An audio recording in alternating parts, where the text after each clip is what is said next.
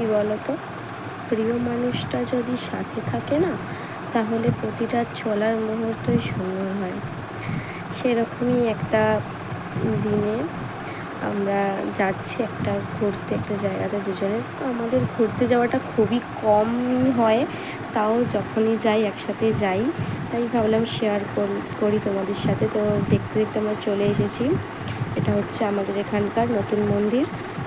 সেখানে আমাদের ভোলে বাবা আছে, মহাদেব। তো আমি আরও দুজনে একসাথে চলে এসেছি এখানে। এই যে দাঁড়িয়ে আছে ও। তো এরকমই ওর সাথে প্রতিটা মুহূর্ত কাটাতে আমার যে কি ভালো লাগে সেটা আমি বলে বোঝাতে পারবো না। তো ওর সাথে আমার সেরকম একটা বেরোনো হয় না এখন বিয়ের পর, কিন্তু বিয়ের আগেও আমাকেও সব জায়গায় নিয়ে যেত, ঘুরতাম, বেড়াতাম।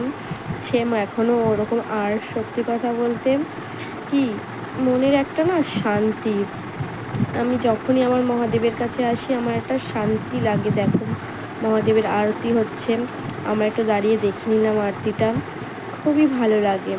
আর সত্যি কথা বলতে আমার তো ওর সাথে কাটানো প্রতিটা মুহূর্ত, প্রতিটা সেকেন্ডই আমার খুব ভালো। তারপরে যদি মহাদেবের সেটা স্থান হয় তাহলে তো কোনো কথাই নয়।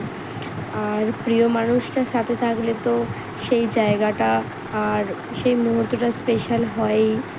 তো দেখো, তোমাদেরকে আমি পুরো জায়গাটা, মন্দিরটা আমি তোমাদেরকে দেখাচ্ছি, কতটা সুন্দর।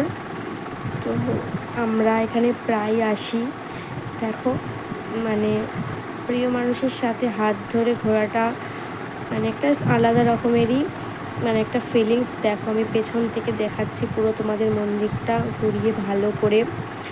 তো আমার ভিডিওটা যদি তোমাদের ভালো লাগে অবশ্যই আমাকে কমেন্টে জানাবে। এরকম আরও অনেক ভিডিও দেওয়ার আমি চেষ্টা করব, তোমাদের কাছে পৌঁছানোর চেষ্টা করব। এবং আমাদের হাওড়া চালকিয়া শহরে যে যত রকমের মন্দির যা কিছু আছে সব তোমাদের কাছে তুলে দেওয়ার চেষ্টা করব। ঠিক আছে, টাটা, বাই। আজকের মিনি ব্লগ এখানে এতটাই।